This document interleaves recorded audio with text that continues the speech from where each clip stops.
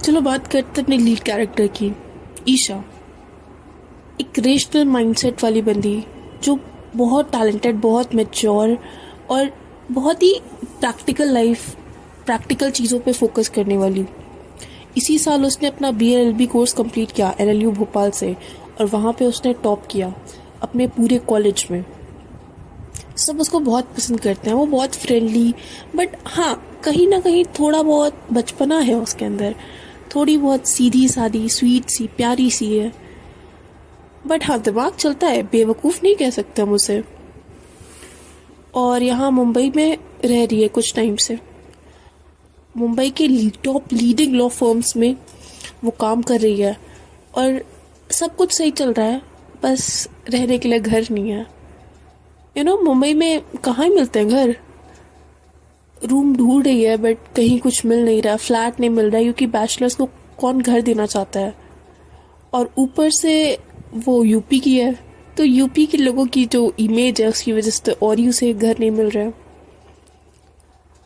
But अभी उसको कुछ देर पहले उसके अंकल ने कॉल करके बताया कि मुंबई में एक जगह पे एक फ्लैट खाली है, बट उसे रूम शेयर करना पड़ेगा किसी और लड़की से।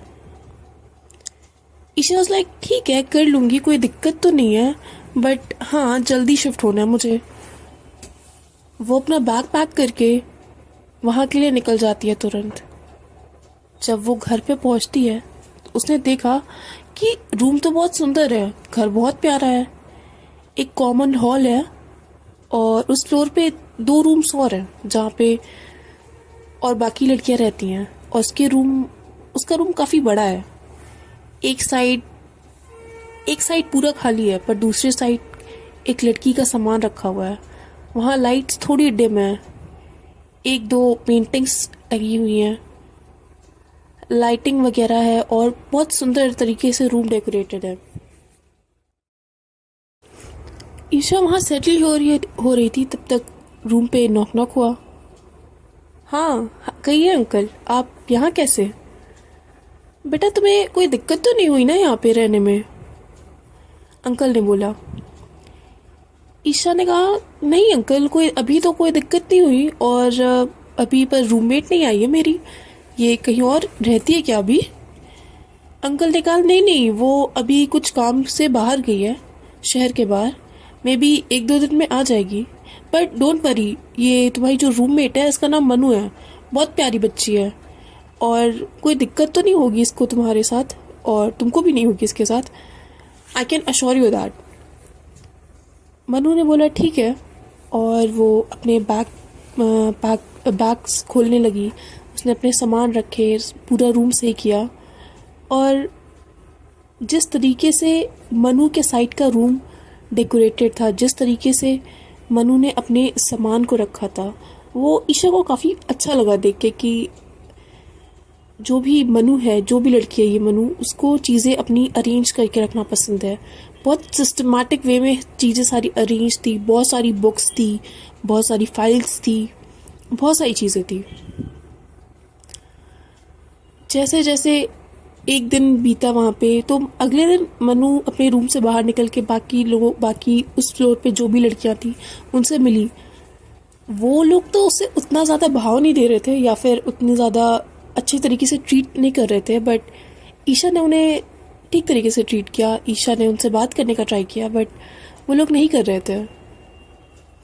ईशा वहाँ पे अपने एक अंकल के सोच से उसको वहाँ रूम मिला था, और उसी बिल्डिंग में एक उसकी जान पहचान की दीदी थी जो उसकी बड़ी बहन की फ्रेंड थी। और वो उनसे मिलने गई और वहाँ पे उन्होंने बताया कि जो तुम्हारी रूममेट है मनु, वो बिल्कुल अच्छी नहीं है, उससे दूर रहना। ये जो बात उन्होंने कही, ये तो उनके लैंडलॉर्ड के बातों से बिल्कुल अपोजिट थी। उनके अकॉर्डिंग मनु बहुत प्यारी लड़की थी, पर यहाँ तो दीदी कह रही हैं कि मनु से दूर रहना, वो अच्छी नहीं है। वहाँ पे ईशा ने कुछ बोला तो नहीं, बट उसके दिमाग में ये बात रह गई। अगले दिन उसका लॉ फॉर्म में फर्स्ट डे था। वो सुबह सुबह उठी, रेडी हुई, फॉर्मल्स पहना, और ट्रस्ट मी, फॉर्मल्स में वो इतनी मस्त लग रही थी ना।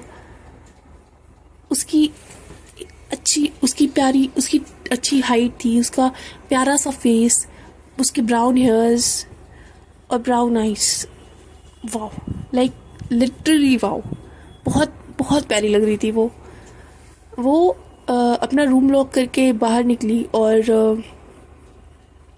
उसने अपनी रूम की चाबी अपने लैंडलॉर्ड को दे दी, क्योंकि उस दिन उसकी रूममेट मनु आने वाली थी। जब वो ऑफिस पहुंची तो ऑफिस में उसने सबसे अच्छे से बात करी, सबसे अच्छे से मिला, और ऑफिस में तो सबसे उसकी अच्छे से बात हुई। ऑफिस में जो ऑफिस का जो मेन ओनर था उससे उसकी बात हुई, जो वहाँ का जो लीडिंग जिसका वो ऑफिस था उससे बात हुई। वो भी बहुत अच्छा था, उनका नाम सार्थक था। सार्थक और ईशा की अच्छी कॉन्वर्सेशन हुई। Even Sarthak was impressed by Isha because NLU Bhopal छोटा मोटा कॉलेज नहीं है, और NLU भोपाल की टॉपर है ईशा, तो इट मीन्स कुछ तो है उसके अंदर। उसका फर्स्ट डे तो काफ़ी अच्छा रहा। वो थकी आ रही, वो उसने ऑटो लिया और वो घर की तरफ आ गई। उसने लैंडलॉर्ड से चाबी ली। चाबी लेने के लिए गई तो लैंडलॉर्ड ने बताया कि चाबी तो मनु के पास है, मनु आ गई है, मनु रूम में ही है। तो ईशा ने कहा ठीक है, हम जाते हैं, मनु से मिल लेते हैं। ईशा गई, ईशा ने रूम खोला और मनु वहाँ पे लेटी हुई थी। उसका फेस तो नहीं दिख रहा था, बट हाँ वो एक लंबी सी, एक ठीक ठाक हेल्दी लड़की, मतलब बहुत मोटी नहीं, बट हाँ मतलब बहुत पतली भी नहीं थी। कोई लेटा हुआ है वहाँ पे, और उसके बाल थोड़े छोटे हैं, आई मीन कंधों तक। उसको कोई तो मतलब दिखा इस तरीके से, उसने उसको जगाना सही नहीं समझा और उसने अपने वो गई, वो फ्रेश हुई और अपने कपड़े चेंज किए। वो जाके अपने ऑफिस का काम करने लगी। शाम के टाइम उस रूम की लाइट ना डिम थी। शाम के टाइम जब मनु की आंखें थोड़ी थोड़ी खुली तो उसने देखा रूम में कोई बैठा हुआ है। उसको लगा कि कोई स्ट्रेंजर है, उसको लगा कि कोई और बंदा है उसको, क्योंकि उसके रूम में बाकी कोई आते नहीं थे, बाकी कोई उसके फ्रेंड्स या फिर हॉस्टल का कोई भी इंसान उसके रूम में नहीं आता था। तो उसको लगा कि ये जो कोई है वो चोर या फिर कोई लाइक डेंजरस पर्सन है। उसने बॉटल ले और बॉटल खींच के उसके सर पे मार दिया। ईशा को तो कुछ आइडिया ही नहीं था ये क्या है, कहाँ से आई, कहाँ से मेरे सर पे लग गई। वो अचानक से उसने मनु की तरफ देखा और मनु तुरंत उसी टाइम वो सो के उठी थी। उसके बाल बिखरे हुए थे, उसके बाल उसके फेस पे आ रहे थे, उसकी आईज में नींद भरी हुई थी, उसके कपड़े थोड़े ऊपर की 2-3 बटन खुली हुई थी, और वो ईशा उसको देख के भूल गई कि उसके सर में चोट भी लगी हुई थी। वो बस उसे ही देख रही थी, उसे घूर रही थी। वो मनु उस टाइम तक वो समझ नहीं पाई कि ये मेरी रूममेट है या फिर कौन है। वो भूल गई थी कि रूममेट भी है उसकी कोई। वो गई उसके पास, उसने पूछा कि तुम कौन हो, तुम यहाँ क्या कर रही हो। तो ईशा ने बोला मैं तो तुम्हारी रूममेट ना, मैं तुम्हें बताया नहीं लैंडलॉर्ड ने।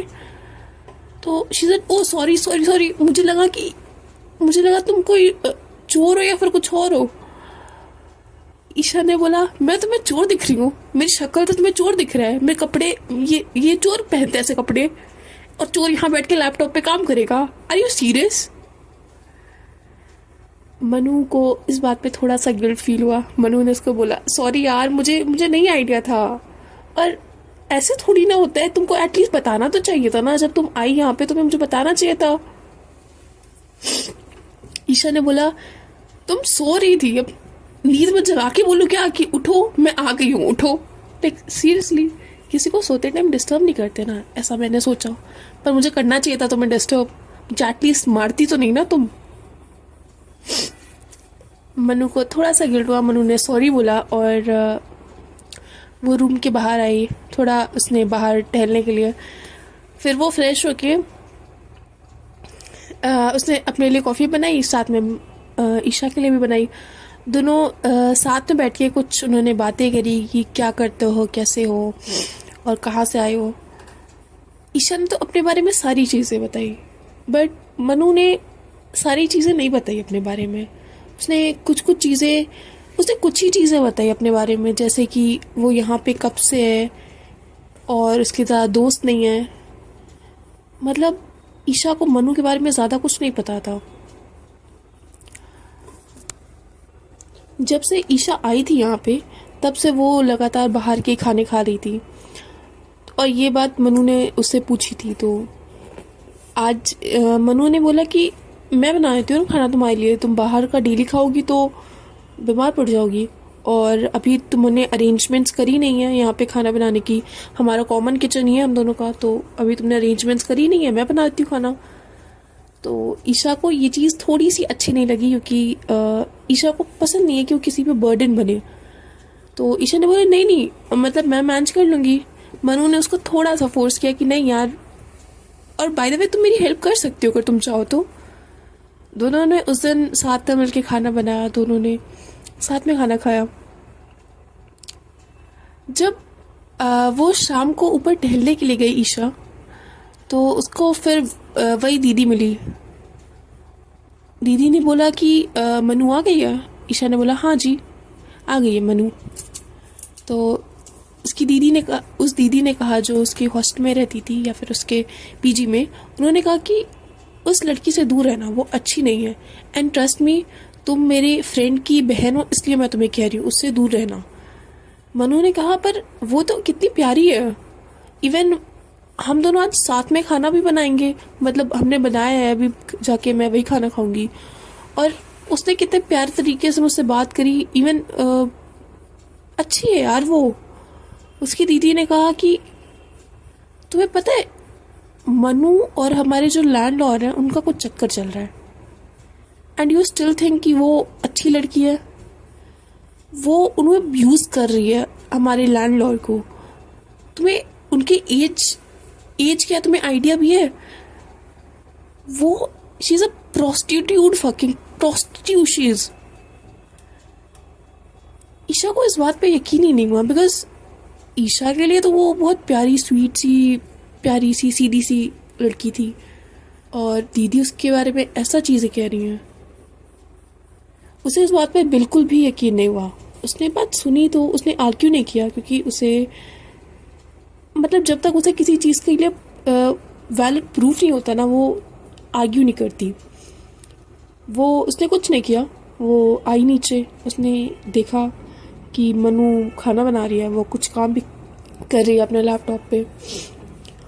मनु उसके बगल बैठी, और उसने उससे बोला कि तुम्हारे इस हॉस्टल में ज़्यादा फ्रेंड्स नहीं है, इस पीजी में तुम्हारे ज़्यादा फ्रेंड्स नहीं है, ऐसा क्यों? तो मनु ने कहा कि लोग मुझे गलत समझते हैं, और मैं ऐसा समझती नहीं कि मुझे उन्हें एक्सप्लेनेशन देने की ज़रूरत है, क्योंकि वो मेरे लिए कुछ लगते नहीं हैं। ईशा ने पूछा क्या गलत समझते हैं? मनु ने बोला अभी तक तो तुम्हें पता चल ही गया होगा कि क्या गलत समझते हैं, और तुम मेरे बारे में पूछ रही हो तो इट मीन्स तुम्हें पता है कि क्या गलत समझते हैं। ईशा ने बोला हाँ, मैंने अभी कुछ चीज़ें सुनी तो, बट मुझे उस बात पे ट्रस्ट नहीं हो रहा है। मनु से क्यों ट्रस्ट नहीं हो रहा है? तुम मुझे बहुत अच्छा समझती हो। ईशा ने कहा अच्छा तो नहीं, बट हाँ, इंसान पहचानने की कला तो है मेरे अंदर, पर तुम वो नहीं हो जो सब कह रहे हैं। मनु ने कहा क्या पता हूँ मैं, क्या पता मैं नहीं हूँ, और क्या पता वो जो बोल रहा है वो गलत है। ईशा ने बोला चलो देखते हैं, पता तो चल ही जाएगा। वहाँ पे मनु थोड़ी बहुत मिस्टीरियस लग रही थी। लग रहा था कि मनु कुछ छुपाना चाह रही है, या फिर वो कुछ नहीं छुपाना चाह रही है, या फिर उसे किसी के बातों का कोई फ़र्क ही नहीं पड़ता। लोग उसके बारे में क्या सोचे क्या नहीं सोचे, वो बहुत अनबॉदर्ड है। कोई फ़र्क नहीं पड़ता कि लोग उसे किस तरीके से ट्रीट करें। बट हाँ, वो अपना स्टैंड लेना तो जानती है, इतना तो ईशा समझ गई है उसकी बातों से। पर देखते हैं आगे क्या होता है।